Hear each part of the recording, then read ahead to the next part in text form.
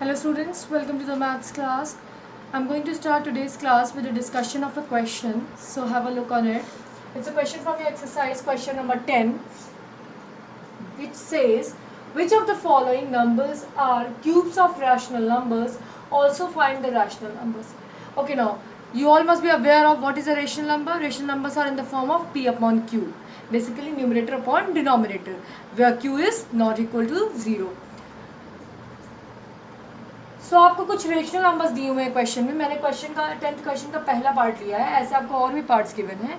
आपको बताना है कि क्या ये रेशनल नंबर, ये क्या जो नंबर्स दिए हुए हैं आपको, क्या ये रेशनल नंबर्स के क्यूब हैं, क्या ये पर्टिकुलर कोई numerator upon denominator P upon Q, मतलब कुछ भी हो सकता है, पी ओ क्यू की जगह कोई भी नंबर होता है, क्या किसी पी अपॉन क्यू का ये क्यूब है, ये जो गिवन नंबर है, और अगर है तो किसका क्यूब है.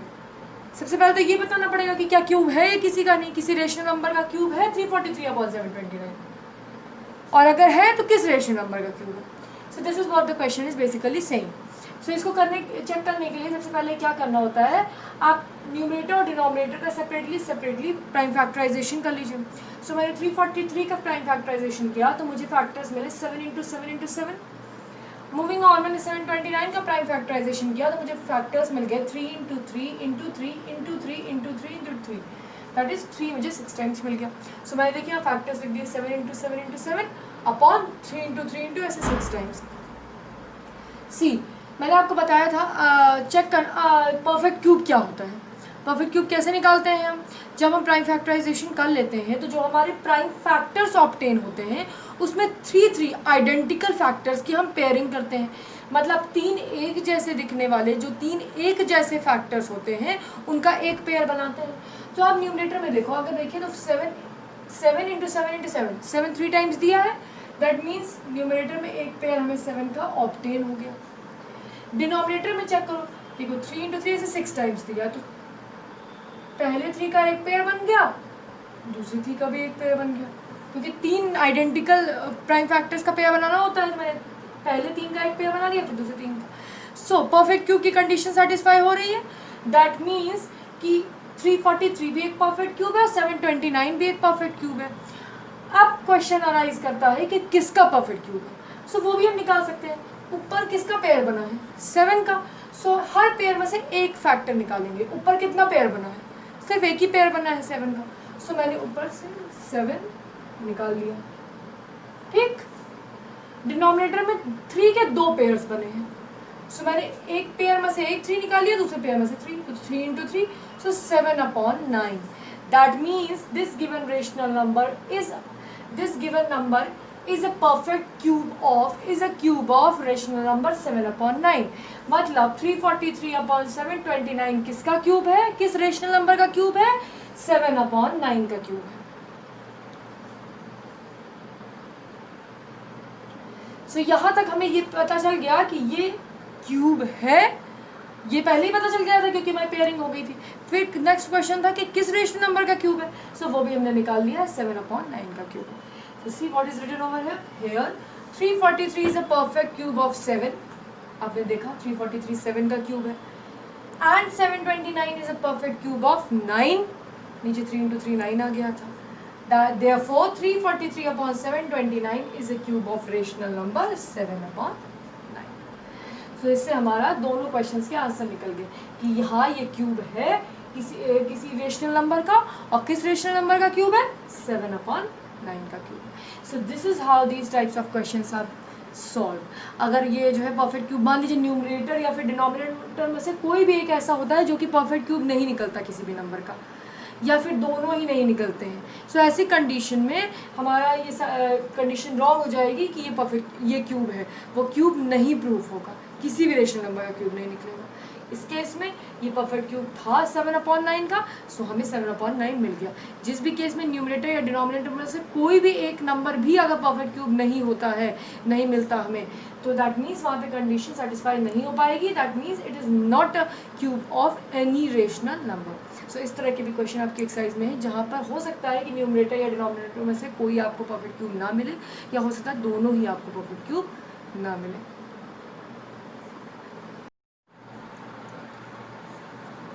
Okay students, I am going to start a new concept of this chapter, that is cube root. You all have been familiar with squares, square roots and cubes.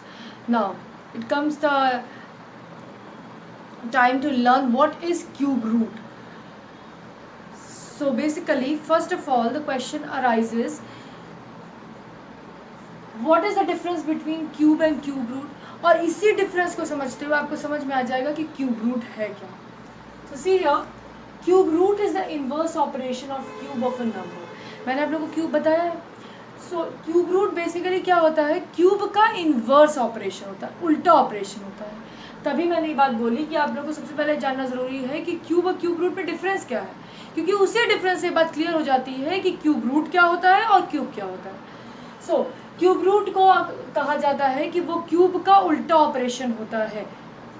कैसे, देखिए यहाँ मैंने एक नंबर लिया है 2, मैंने 2 का क्यूब निकाला. तो किसी नंबर का क्यूब कैसे निकालते हैं, उस नंबर को 3 टाइम्स मल्टीप्लाई कर देते हैं. सो 2 का क्यूब मतलब 2 इंटू 2 इंटू 2, दैट मीन्स 8. सो 2 का क्यूब आपसे बोला जाएगा तो आप क्या बोलेंगे, 2 का क्यूब 8 होता है. And cube root of 8 is 2. और यहीं पर अगर 8 का क्यूब रूट पूछा जाए तो 2 हो जाएगा. देखिए कुछ उल्टा हो रहा है ना, कि 2 का क्यूब 8 आ रहा है और 8 का क्यूब रूट 2 आ रहा है. सो यहाँ पे उल्टा ऑपरेशन हो रहा है ना, इन्वर्स ऑपरेशन हो रहा है ना. So this is what basically is the difference between cube and cube root. और इसी से हमें पता चलता है कि क्यूब रूट होता क्या है. दोनों एक दूसरे के उल्टे ऑपरेशन होते हैं. अगर 2 का क्यूब 8 होता है तो 8 का क्यूब रूट 2 होता है. अब ये चीज़ में कंफ्यूज होने की ज़रूरत नहीं है. आगे जब हम क्यूब रूट निकालेंगे तो हमें ये कंसेप्ट और क्लियर हो जाएगा कि क्या डिफरेंस है दोनों में, क्या होता है क्यूब रूट. सी, मैंने क्यूब रूट ऑफ 8 निकाला, वो 2 आ गया. सो यहाँ पर आप देखिए क्यूब रूट मैंने रिप्रेजेंट कैसे किया. स्क्वायर रूट में आप जो लगाते हैं उसमें भी ऐसे लगाते हैं और क्यूब रूट में भी हमने ऐसे लगाया. तो कंफ्यूजन हो सकती है ना कि स्क्वायर रूट है कि क्यूब रूट. अगर वर्ड किसी ने मेंशन नहीं किया क्यूब रूट तो आप कैसे समझेंगे क्यूब रूट है कि स्क्वायर रूट है. तो देखिए बेसिकली स्क्वायर रूट में जो ये रूट लगता है, ये जो सिंबल होता है, ये रूट का सिंबल होता है. स्क्वायर रूट में इसके ऊपर छोटा सा 2 होता है और क्यूब रूट में इसके ऊपर छोटा सा 3 होता है. सो सी, हम स्क्वायर रूट के केस में हमेशा 2 नहीं लगाते थे क्योंकि इतना कंपलसरी नहीं होता है. और क्यूब रूट के केस में मैंने यहाँ पर 3 लगाया है. ठीक. सो क्यूब रूट ऐसे रिप्रेजेंट किया जाता है. जब रूट बना के और यहाँ पे छोटा सा 3 लिखा जाता है. So this is the symbol of, this is the way of representing cube root. और इसके अंदर जो नंबर लिखा था सो इसको ऐसे रेड करते हैं क्यूब रूट 8, इसकी वैल्यू है 2. Okay, now it comes the time of to learn how to take out the cube root of a given number. So सबसे पहले हम जो मेथड पढ़ेंगे क्यूब रूट निकालने का वो होगा prime factorization method. Cube root by prime factorization method.